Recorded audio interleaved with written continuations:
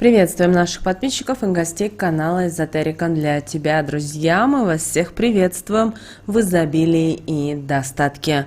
Сегодня в этом видео мы с вами уделим внимание народным приметам на 1 ноября. Поговорим о том, что ни в коем случае нельзя делать в этот день, а также на какие советы и запреты нужно обратить внимание, чтобы этот день для вас прошел удачно и благополучно. Друзья, далее все более подробно.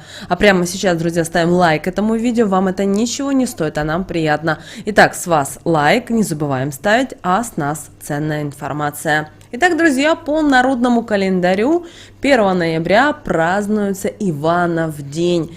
В этот день люди провожали осень, поэтому еще наши предки называли этот день как проводы осени.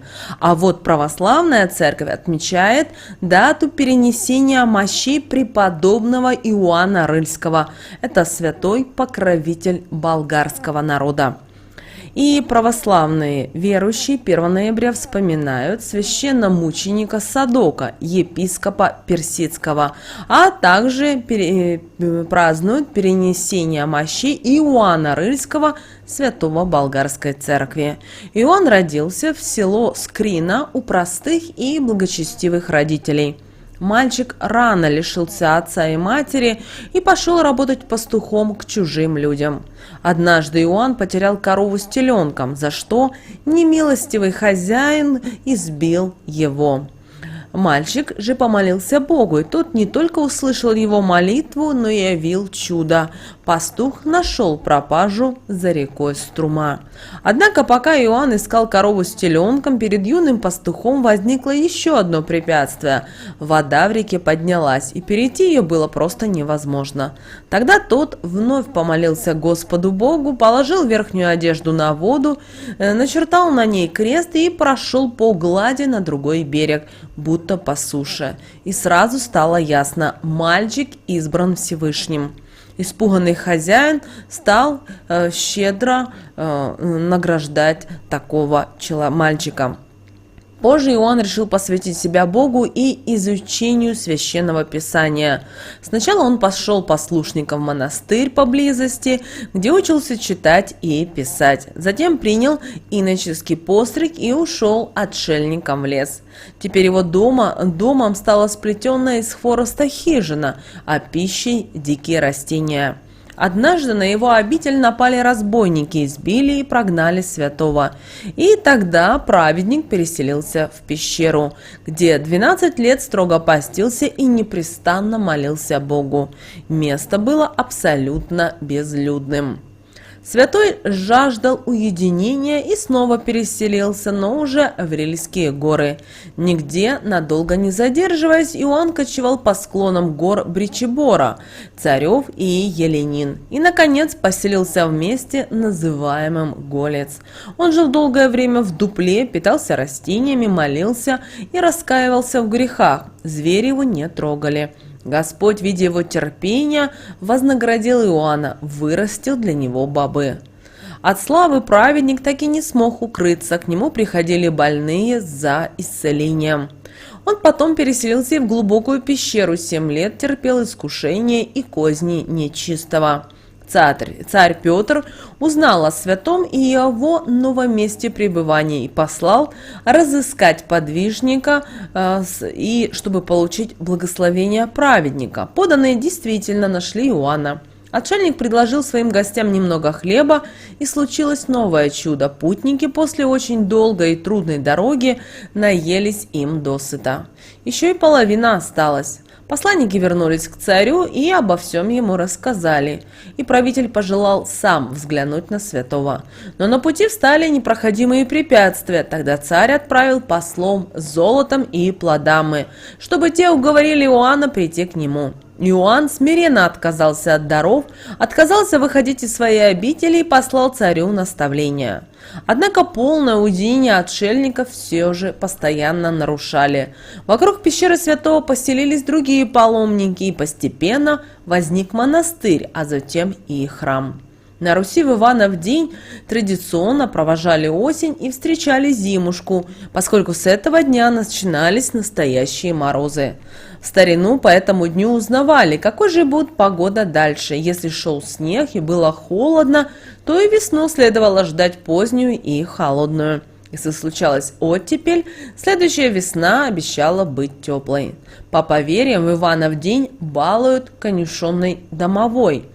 Треплет гривы кобылам, подымает на дыбы жеребцов. Поэтому люди старались задобрить и духа, оставляли для него горшок каши с медом, а на соломе кусок ржаного хлеба. Также в этот день наши предки насыпали во дворе зерно, чтобы прилетели сороки и наблюдали за ними. Если сорока мирно клюет зернышки, то домовой не будет беспокоить хозяев дома на протяжении всей зимы. Довольно часто после 1 ноября лошади перестают принимать своих детенышей. Они их не кормят и даже топчут. Поэтому в старину проводили интересный обряд, чтобы лошадь приняла жеребенка.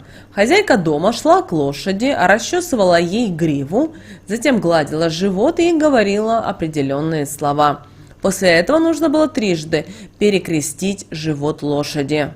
И все хозяева в те времена боялись, что лошадей могут украсть, поэтому в Иванов день обязательно проводили ритуал, чтобы воры лошадь не украли. Для этого закрывали двери и окна конюшни, трижды крестили их, а потом сбрызгивали святой водой и говорили особые слова. После этого брали новый замок и после этого замком трижды обходили вокруг конюшни и клали его возле входных дверей так, чтобы он был незаметен, но закапывать его было нельзя. Также было принято сегодня резать кур и готовить разные блюда.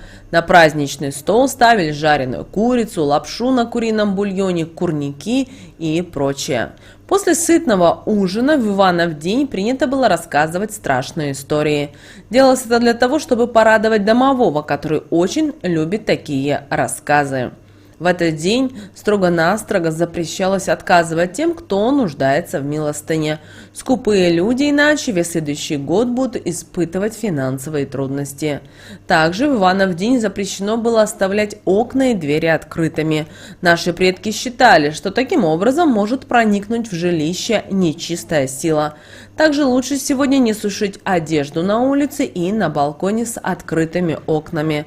По поверьям, кто наденет побывавшее за пределами дома одежду, столкнется с мелкими неудачами и неприятностями. Также в этот день запрещено устраивать стирку. В старину считали, что человек, который наденет постиранную в Иванов день одежду, притянет к себе несчастье. Дело в том, что на Руси еще 1 ноября наши предки называли день конюха или конюховым день, когда дворовой дразнит лошадей, пугает их, дергает за гриву кобыл и на дыбы поднимает жеребцов.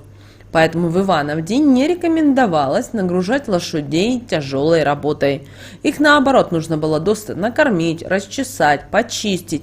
Тогда они холода переживут в добром здравии и полные сил.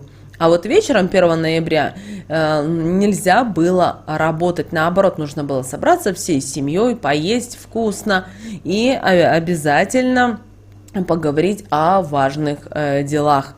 Также 1 ноября нельзя было гнать прилетевшую на крышу сову.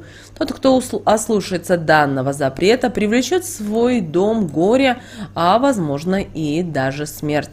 Пусть птица посидит, а после улетит, забрав с собой все горести и печали.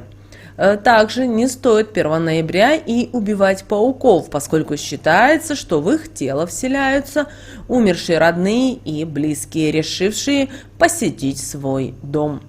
Тот же, кто посмеет убить паука, в будущем встретится с 7 бедами, которые будут связаны с разными сферами жизни, и с любовью, со здоровьем, работой, деньгами, дружбой, успехом и счастьем. Также в этот день ни в коем случае нельзя оборачиваться на звуки шагов за спиной. По народной примете, если так сделать, то может нечисть вселиться. Также 1 ноября запрещалось жадничать, особенно это касалось птиц. Каждой птичке, которая прилетела во двор именно 1 ноября, надо было обязательно насыпать зерен.